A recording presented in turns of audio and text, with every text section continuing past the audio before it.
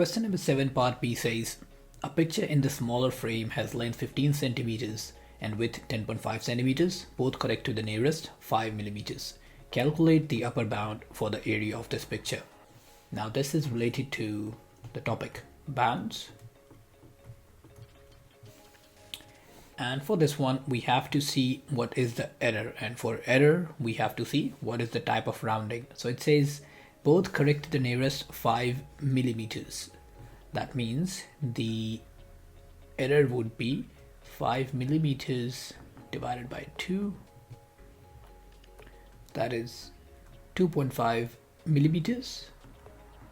But what I can see is the dimensions are in centimeters. So let's convert this in centimeters as well.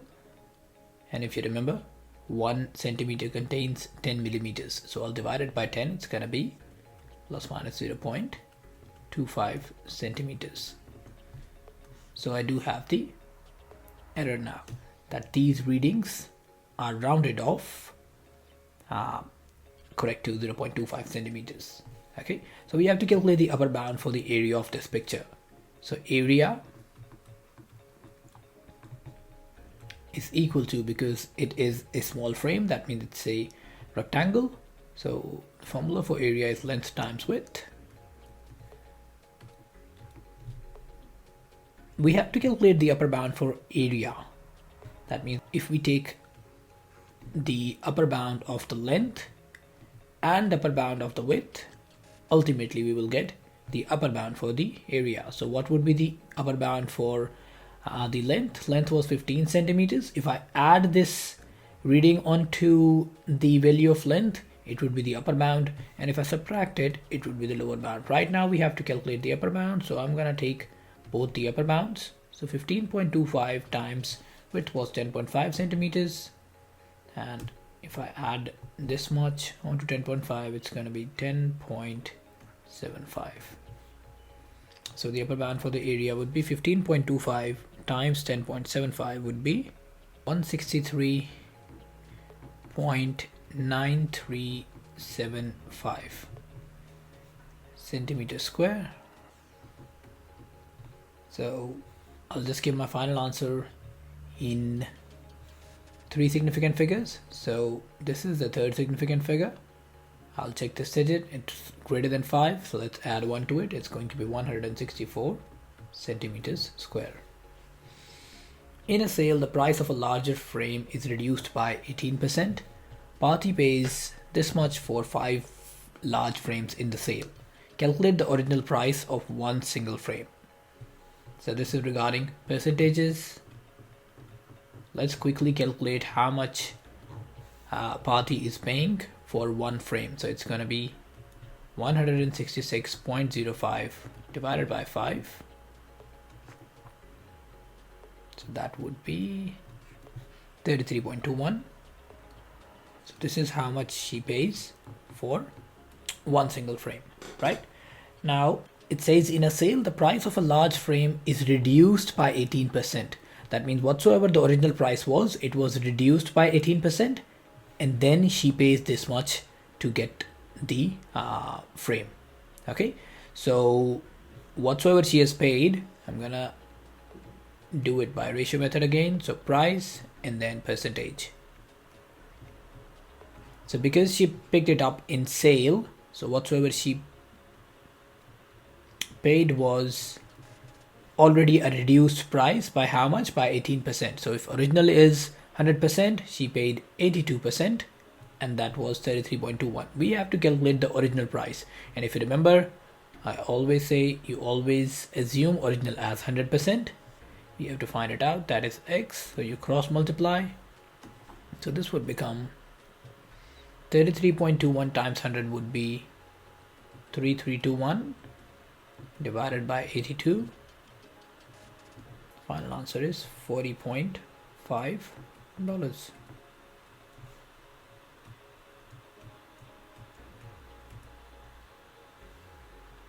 Party advertises a large frame for a price of $57 or 48.20 euros. The exchange rate is given as this. Calculate the difference between these prices in dollars and cents, correct to the nearest cent. Okay, so basically we first have to calculate the price in dollars according to this exchange rate. So if this is the exchange rate, this is dollars and that is euros. So it would be $1 is equal to 0.88 euros. How much? This many euros. So 48.20 euros will be according to this exchange rate. Let's find it out. So x would be equals to 48.20 divided by 0.88, and that is $54.7727. Now we have to calculate the difference, right? How much is the difference in between this price and $57? That would be, I'm gonna say difference is equals to 57 minus 54.7727, and it would be 2.2273, I would say. Okay, so this is the difference in dollars for that price, but it says calculate the difference between these prices in dollars and cents, correct to the nearest cent. So which digit would refer to the cent? If you remember, this is dollar. $1 contains 100 cents, so I have to round it off correct to the nearest hundredth, right? So this till this digit, basically this will represent the value for cent. Okay, so for this one I have to look at the next digit that is greater than 5. Let's add 1 to it, so it is going to be $2.23.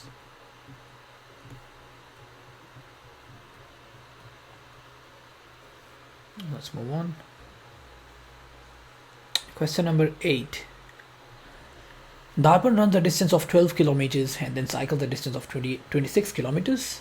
So he first runs and then afterwards he is cycling. His running speed is x kilometers per hour and his cycling speed is 10 kilometers per hour faster than his running speed. That means if this is x, so cycling speed would be x plus 10 kilometers per hour.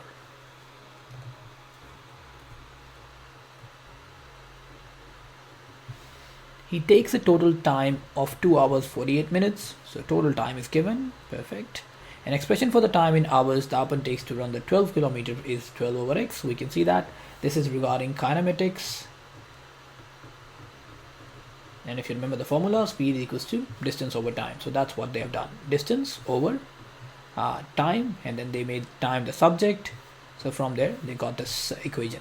Write an equation in terms of x for the total time he takes in hours. So what would be the total time? It would be this time plus the time it takes him to cycle 26 kilometers. So let's find out first the time it took Darpan to cycle 26 kilometers. So if you remember the formula, speed equals to distance over time. From there I'm gonna make time the subject. Okay, so I'll cross multiply and divide speed over here. So time is equals to distance over speed, right? So let's plug in the values. So time is equals to distance is 26 and the speed is x plus 10. So this is the time it takes Darpan to cycle the distance of 26 kilometers. So total time would be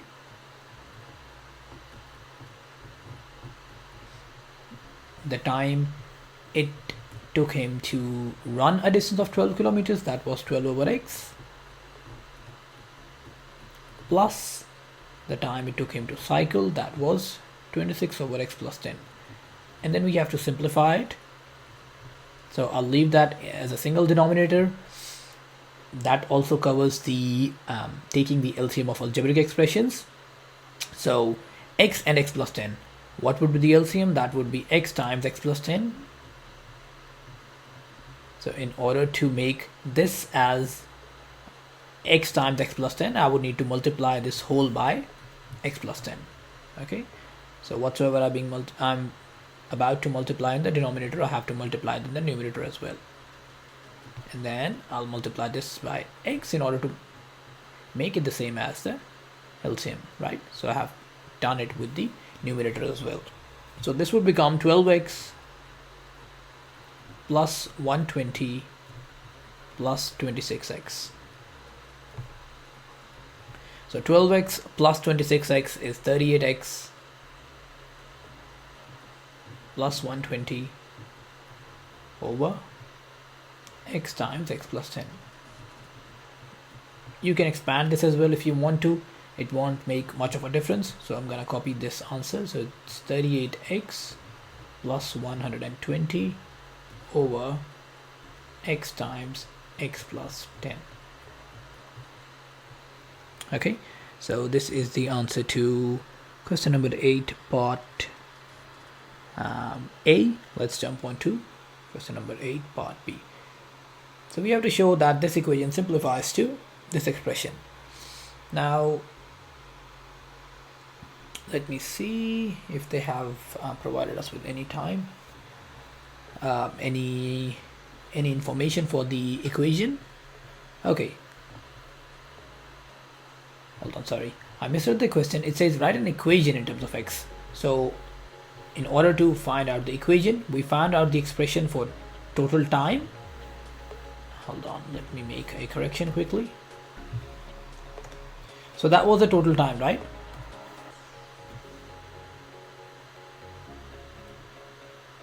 And this was the total time in hours. How do I know that? Because we use this formula, speed equals to distance over time, and then in this formula the information in the question was given up to hours, like kilometers an hour. That means the distance should be in kilometers, the time would be in hours. So we used that formula to find out this expression. That means this is in hours. So total time is given as 2 hours 48 minutes.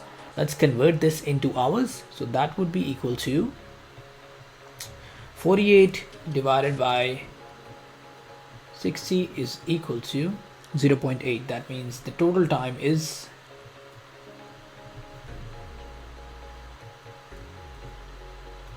total time 2.8 hours. Okay, so how would we make the equation? This total time as per what we have calculated in the expression, so 38x plus 120 over x times x plus 10, this is equal to 2.8. so that is the equation. So you'll just copy this one down here. Show that this equation simplifies to 7x squared minus 25x minus 300. So I'm going to simplify this equation. So it would be 38x plus 120 over x times x plus 10 equals to 2.8. Let's convert that into the fraction. So it's going to be 28 over 10. All right. Because I can see in this expression nothing is in the decimal, so that's why I just converted the decimal into fraction. Now I have single denominator on both sides. Let's cross multiply it. So it's going to be 380x plus 1200 equals to, I'm going to expand this, so it would be x squared plus 10x, and then I'm going to multiply 28 by x squared plus 10x. Okay, so let's expand it further. So it would be 28x squared plus 280x minus 380x minus 1200 equals to 0. Let's simplify it further. So 28x squared plus 280x minus 380x would be negative 100x minus 1200 equals to 0. Now I can see this equation is different from the one they have given in the question. I have to simplify it further. What can I do is I can factorize it, and I can see I can take 4 as common. So I'm going to take 4 as common. So 4 times 7x squared minus 25x minus 300 equals to 0. 4 is being multiplied here, divided on the other side is going to be 7x squared minus 25x minus 300 equals to 0. So this is what we had to show, and that's already done.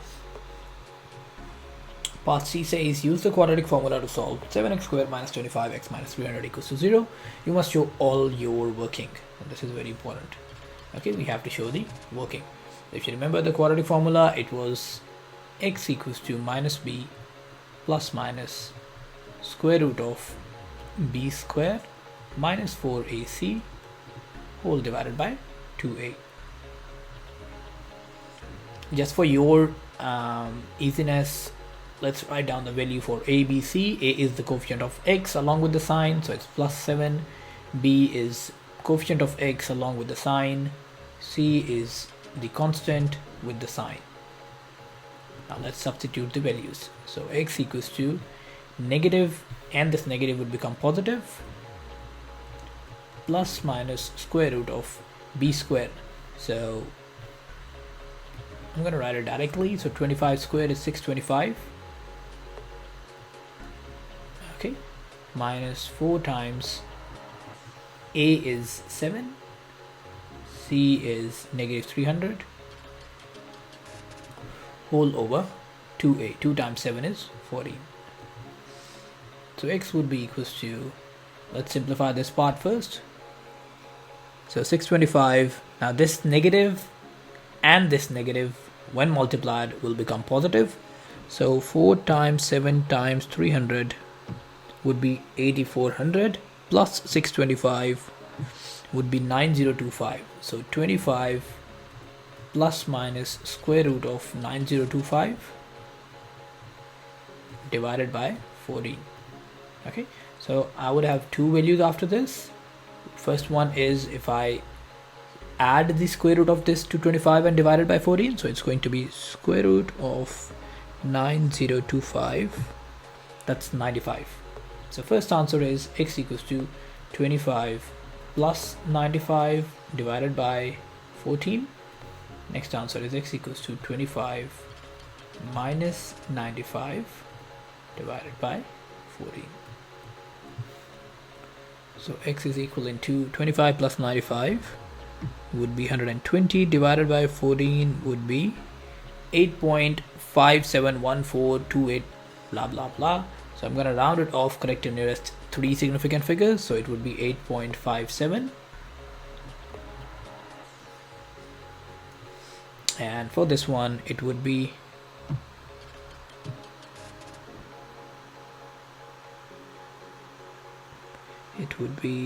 70 divided by 14, and that's negative 5.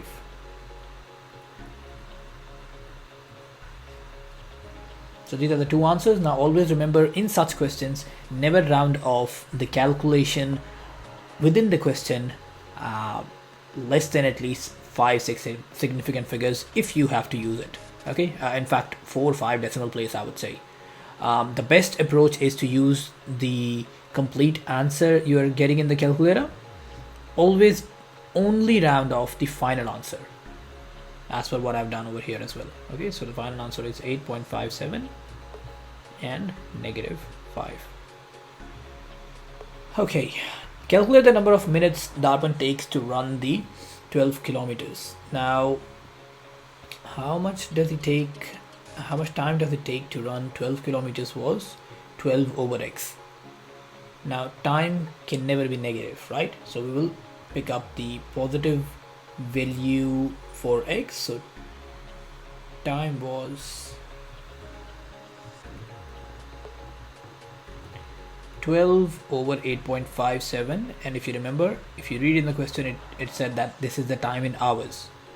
So this would be 12 divided by 8.57, that's 1.40023. And if I convert this into minutes, so 1.40023 times 60, because 1 hour contains 60 minutes, So it would be 84.01. So I'm gonna say 84 minutes. Okay, so that was question number 8, part D. Question number 9. We can see straight away it's a cone involved, then I can see a sector. Straight away this is from mensuration. That means area and volume, blah blah blah. Let's see. It says volume of a paper cone of radius 2.4 centimeters is 95.4 centimeter cube. Okay, volume is given. Paper is cut along the slant height of from A to B. So we have cut it from here, and then probably it will open up to a sector. Cone is open to form a sector. OAB of a circle with center O. We can see that. Calculate the angle of a sector. Okay, so I need some information. What information is provided to me? It has provided me with the volume of this cone. Now, it contains the concept, and I do know whenever I cut it from here, it would open up to a sector, right? That means the total surface area of this curved surface should be equal to the area of sector. Now, if you remember the total the surface area of the curved part, that is curved surface area. Now, why I'm just saying total surface area or curved surface area in this case? Because they both are equal. Why they are equal? Because it's a hollow cone. It's a paper cone, right? It doesn't have a base. So the curved surface area is equal to total surface area of the cone in this scenario, right? So curved surface area of cone is equals to pi RL. I know the radius, but I don't know the slant height. Slant height is this one. All right. Now, in order to calculate this one, they have provided with information that volume is 95.4 centimeter cube. So let's use this. Volume as this formula. From here, I can get the perpendicular height, this one. Okay, that's h. So 1/3 pi times r is 2.4. So times 2.4 square times h is equal to 95.4 centimeter cube. If I solve this out, I will get the perpendicular height. So h would be equals to 95.4 times 3 divided by pi,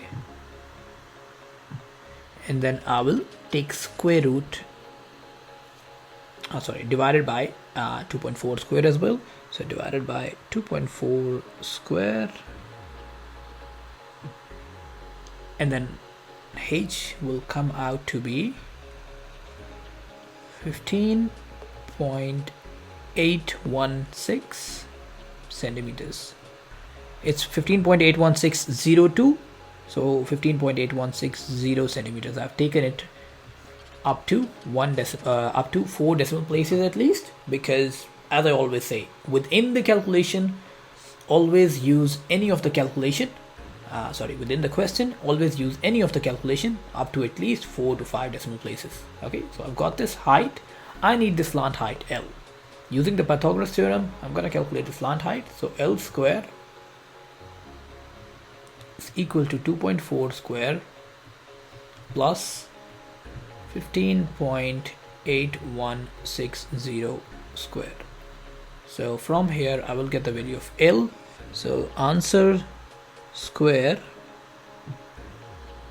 plus 2.4 square, and I'll take the square root of the answer. It's 15.997. If I round it off, it's gonna be 16 centimeters. So that is the slant height. Now I do have the slant height, and I do have the information that the curved surface area of the cone would be equal to the area of the sector, right? Zoom out slightly. Okay, perfect. So curved surface area is pi RL. Let me write down the information that I've just told you. So curved surface area is equals to area of sector, right? So curved surface area is pi RL. Pi times, I do know the value of r, that's 2.4 centimeters, times L, that is 16, equals to area of sector is x over 360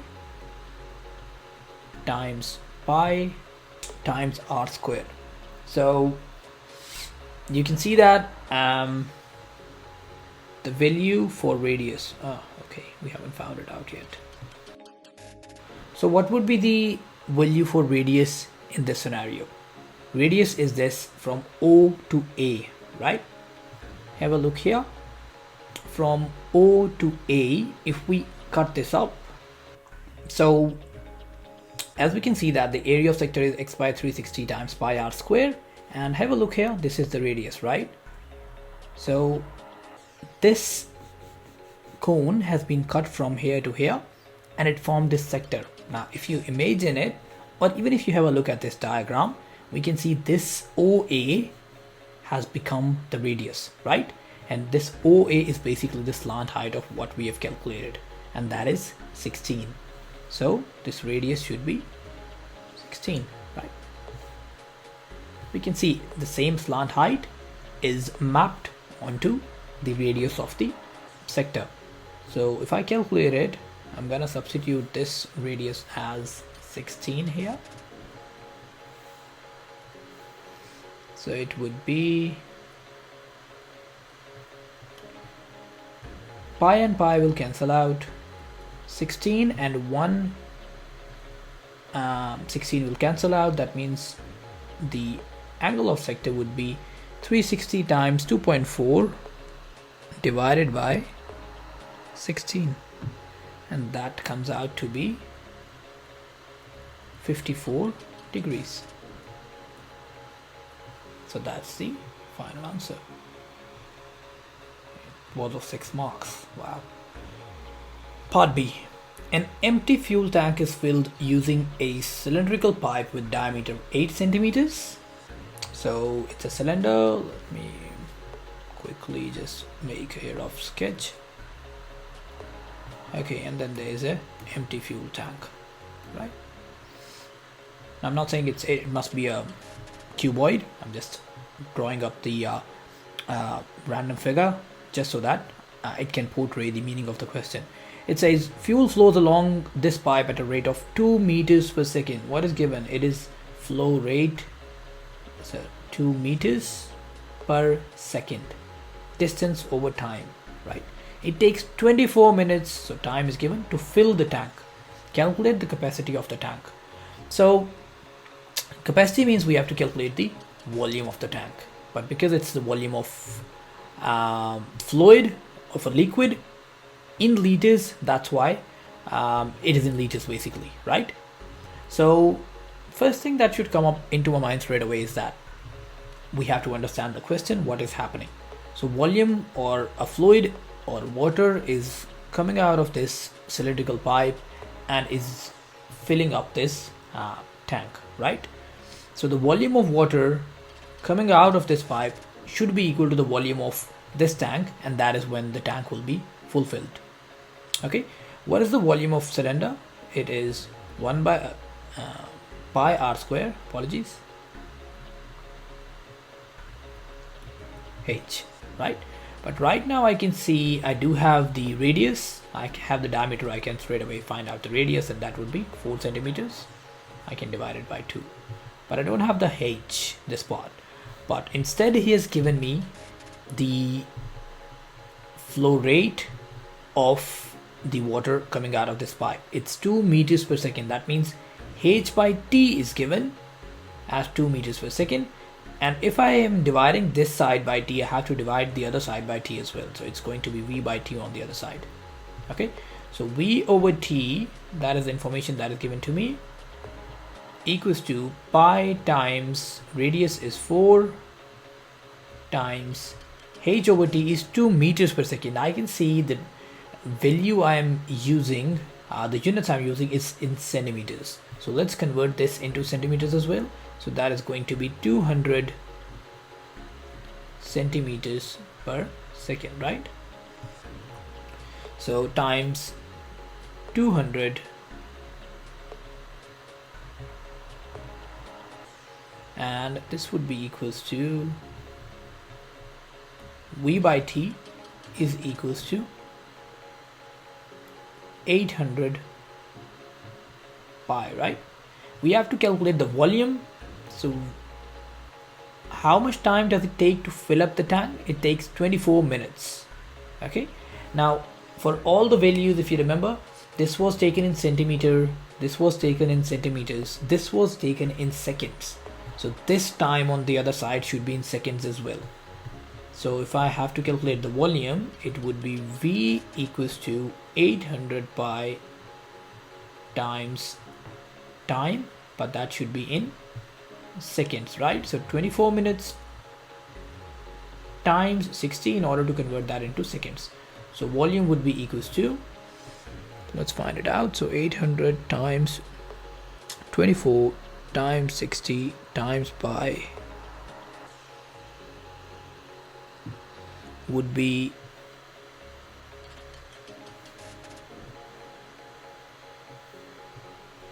36,114.74 centimeter cube. Now how do I know the units are in centimeter cube? Again, you just have to be vigilant about the units. We use the units as centimeters in the top, centimeters over here.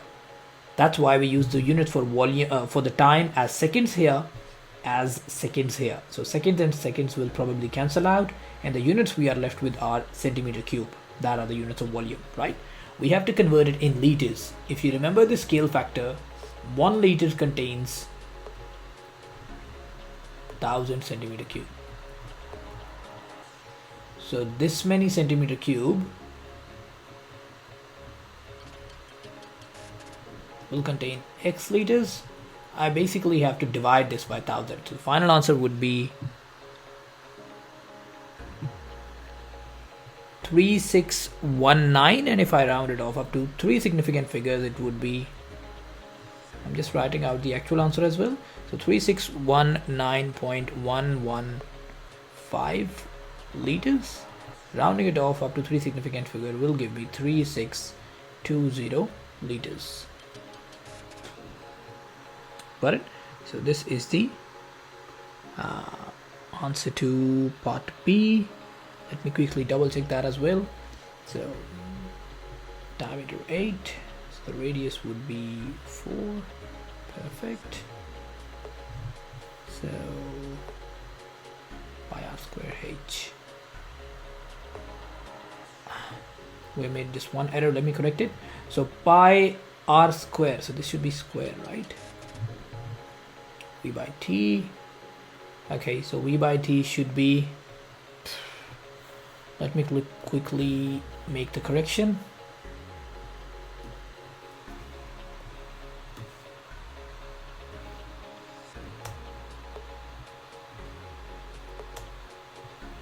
Okay, let's quickly make the correction. So 4 square is 16 times 200. That would be 3200. So 3200 pi. Apologies for that. So V by t is this thing. Now since we have V by t, I will times it by, in order to calculate the volume. So 3200 pi times 24 times 60, and that should be equals to times 24 times 60 times pi, and that's 1447645.95 centimeter cube. Since I have it, I'll convert this into liters by dividing it by 0.95, by dividing it by 1000. So the final answer would be, let me make the correction quickly. Okay, so dividing it by 1000, it should be 123. That means 14476.45 liters. Converting it into 3 significant figure would give me 14500 liters. Just double checking quickly. Yeah, that should be the one. Okay, let's go ahead. Question number 10 is from expansion and simplification. Just 1 second.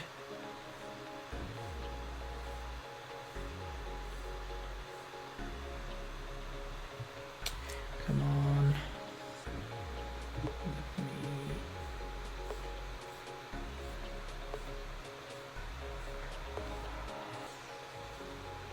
Here we go. So we have to expand and then simplify, right?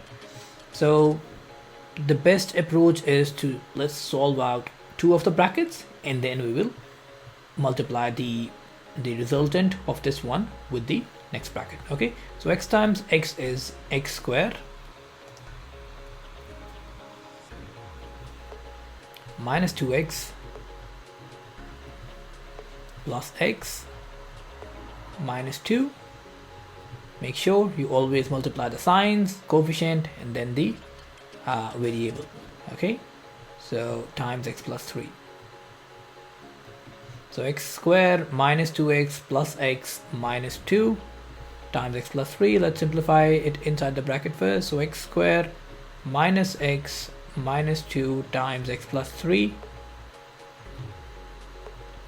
So x times all of this thing would be x cube minus x square minus 2x, and then plus 3 times all of this would be plus 3x square minus 3x minus 6. Let's simplify the like terms. There is no term containing x cube, only one, so I've just written it down. Negative x square plus 3x square would be plus 2x square, and then minus 2x minus 3x is minus 5x and minus 6. So this should be the answer to this part.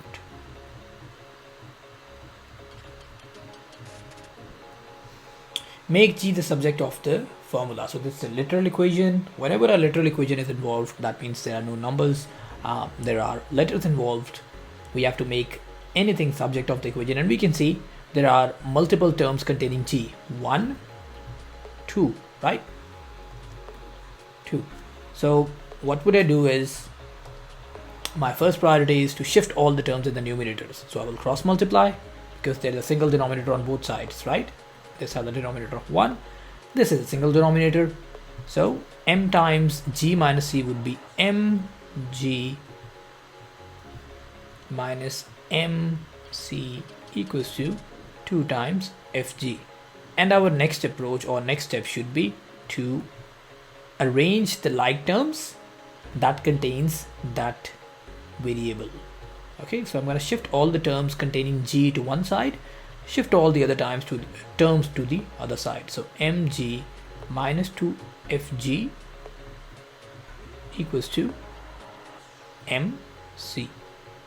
And the last step is to take out that variable common. So g times m minus 2f equals to mc, and I will divide this whole expression because that's being multiplied by g. So I will divide this whole expression onto the other side. So g would be equals to mc over m minus 2f. Just one quick thing to be vigilant about and to be careful about is the letters that you are using. If that is a capital letter, use the capital letter. Okay, if it's a lowercase letter, use the lowercase letter. Do not just think that lowercase letter can be replaced by a capital letter. You will lose the marks. So that's the final answer. Part C is we have to simplify this expression. So let's quickly simplify this expression. I can see it's again regarding the factorization of algebraic expressions. Two expressions are involved in the numerator and the denominator. I will first factorize them. So first step towards factorization of expression was you'll take out the common term. So it would be 4x, and then inside I'll be left with x minus 4. And in the denominator there is nothing else common, but I can see there is an identity being applied. The second step for factorization, that was whenever two terms are involved, you'll check the identity a square minus b square. I'm going to directly do it. So that would be equals to a plus b times a minus b. If you guys are confused on how I have done it, on my YouTube channel, have a look on the video that would say factorization of algebraic expressions. You can easily find it out that how this expression is equal to this expression. So I can see the same expressions. I'm going to cancel them out, and the final answer would be 4x over x plus 4.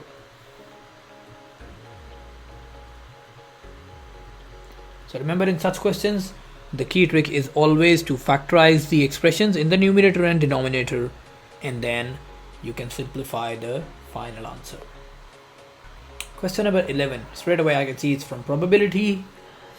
Says the probability that Shalini is late for school on any day is 1 by 6. We have to complete the tree diagram for Monday and Tuesday. So she's late for school on any day is 1 by 6, and the sum of probabilities should be 1. That means this would be 5 by 6, right? Again, for any day it was she'll be late is 1 by 6. This should be 5 by 6, and then late is 1 by 6.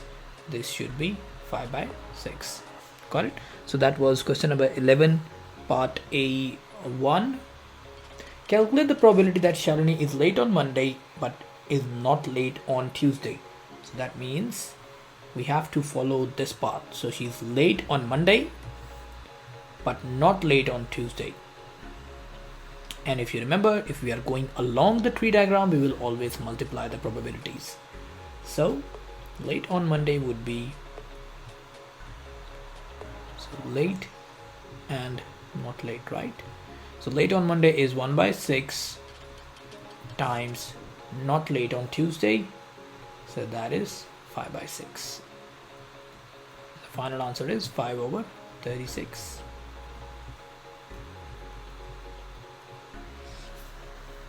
Okay, let's move on to the next part.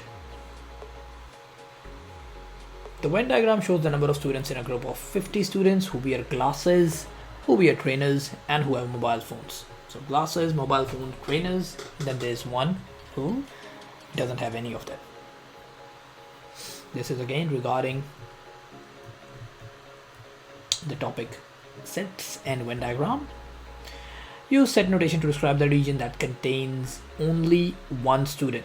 So this student, we have to describe a set notation on how this student will be represented. Now I can see if I combine all of these three and then take the complement, it will represent this student, right? So I can say G union M union T. That will combine all of these three, and then I'll take the complement of it. Simple as that.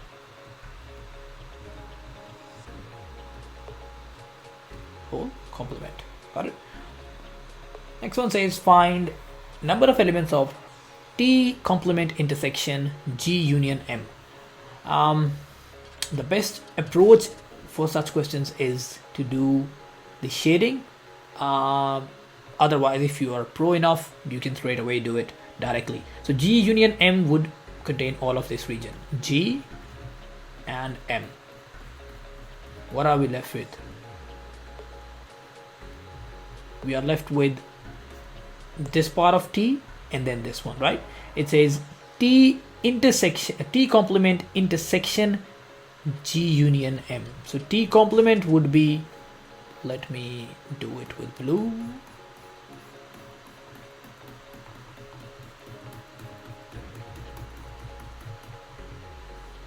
Okay, so that's T complement, all of the region except T. We have to take the intersection of this, like the common part of the blue and the red. So what is the common part?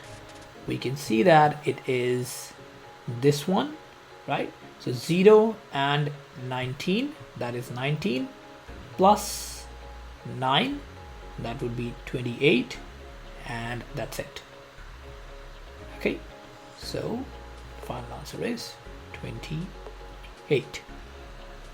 Let's move on. It says one student is picked up at random from 50 students. If I add all of these, it should be 50, right? Find the probability that this student wears trainers but does not wear glasses. So that student wears trainers, so these are the trainer ones, but he's not from glasses, so not from this. That means it would be 17, 14 plus 3, that is 17 over total, or the sample space was 50, so 17 by 50. Two students are picked up at random from those wearing trainers. Now the sample space is, how many students are wearing trainers? If I have a look, 14 plus 2 is 16, 16 plus 2 is 18, plus 3, 21. So sample space is now 21. Okay. Find the probability that both students have mobile phones. That means the first one, if we are about to pick up that student, it would be, where are the mobile phone ones? Okay, these ones. Right. So the first one, when we are selecting him, it would be 1 by, sorry, how many of mobile phone? 2 and 14. So how many students have the mobile phone? If you have a look, 2 plus 14, 16. 16 students out of 21 have mobile phone, right? So the first one would be 16 over 21 times the second one. When I'm about to select that one, I've already selected this first one, right? So how many are left behind that had the mobile phone? That was 15, and the sample space is decreased by 1 as well, so that is 20. So let's calculate it. It would be, if I simplify it out, it's going to be 3 by 4. This will be simplified as 4, and this would be 7. So the final answer should be 4 by 7. Okay, let's move ahead. Solve the equation tan of x equals to 11.43. Straight away I can see it is from trigonometry. We have to solve the trigonometric equation. If you remember, the steps were, we will first simplify the expression so that it contains the trigonometric ratio on one side, which I can see it's already here, and then I will find out the basic angle after marking the quadrants. So tan is positive in first quadrant, add sugar 2, and in the third quadrant. Let's mark the basic angle. So tan inverse of 11.43 would be, so tan inverse 11.43, that's 84.9999. I'm going to say 85, and the basic angle, if you remember, is always with the x-axis. So 85 degrees, 85 degrees.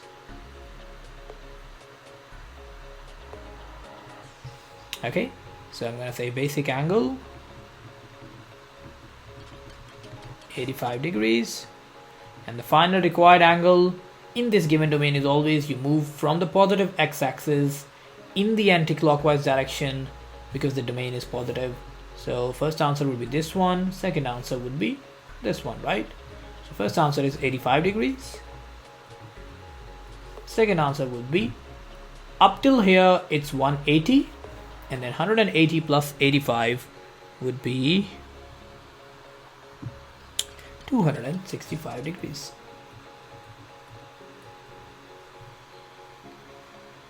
Part B says, sketch the curve x cube minus 4x. We have to sketch it. It's a cubic curve, if you remember. It's related to the graph of functions.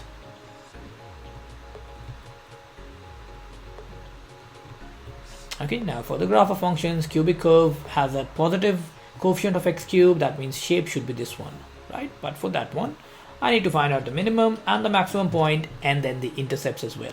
Let's factorize it. It would become x times x square minus 4.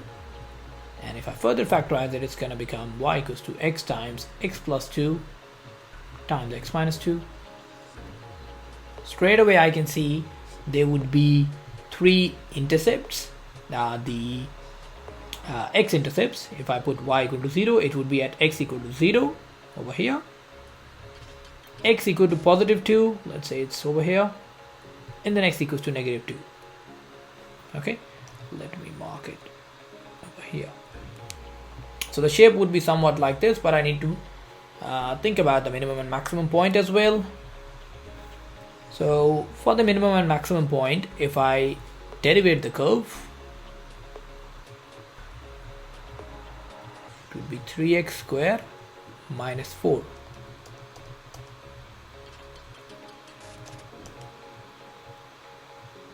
So 3x square minus 4, and I put that equal to 0.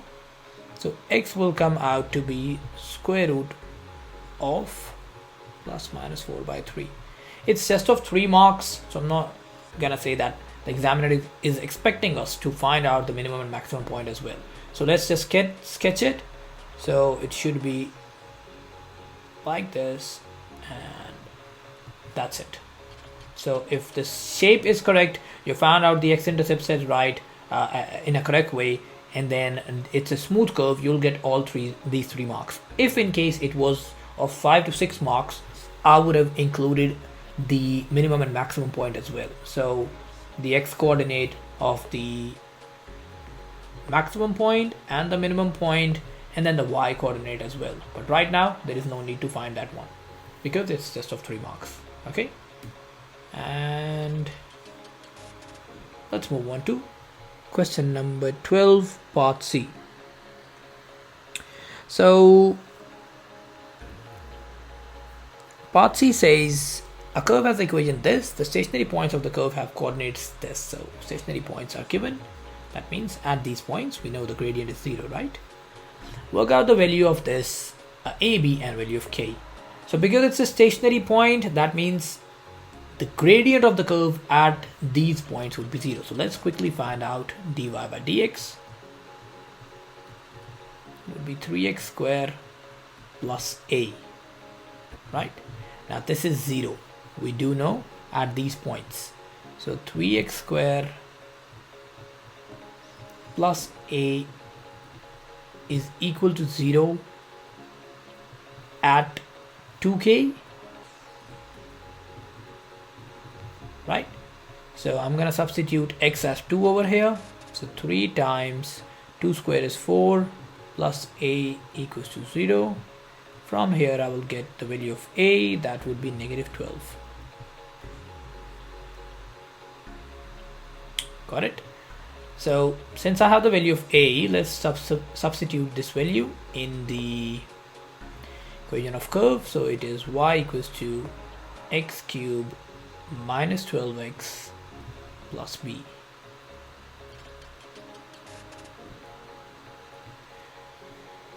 I know these 2 points are lying on the curve, that means they should satisfy the equation of the curve, right?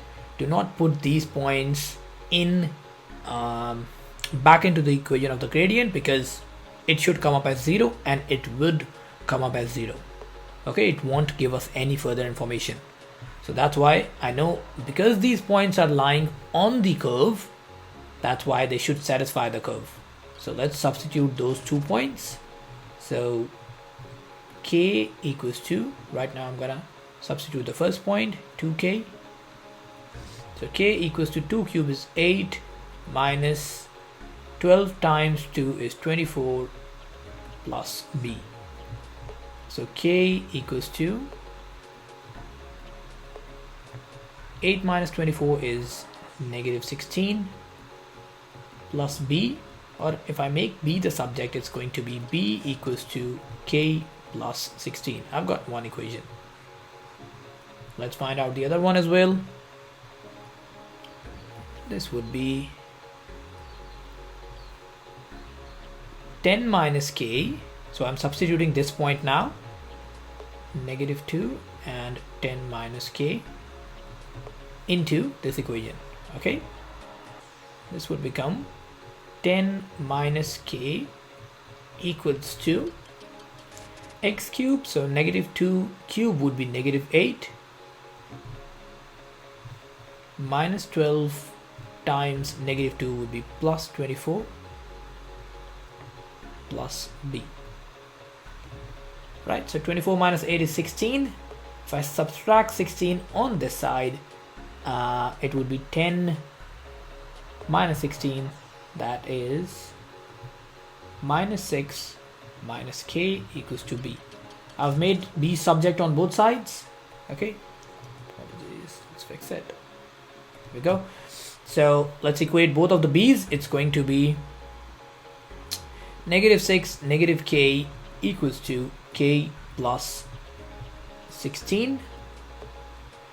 Let's arrange the like terms in order to find the value of k. So shift it over there, it's going to be 2k equals to, shift this on the other side, -6 negative 16 would be -22.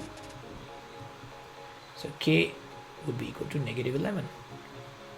And now I have the value of k. Let's substitute it over in this equation in order to find the value of b. So b would be equals to -11 plus 16, that is +5. So the value of a is -12. The value of b is 5. The value of b is -11. And that's it. So we are done with this whole paper.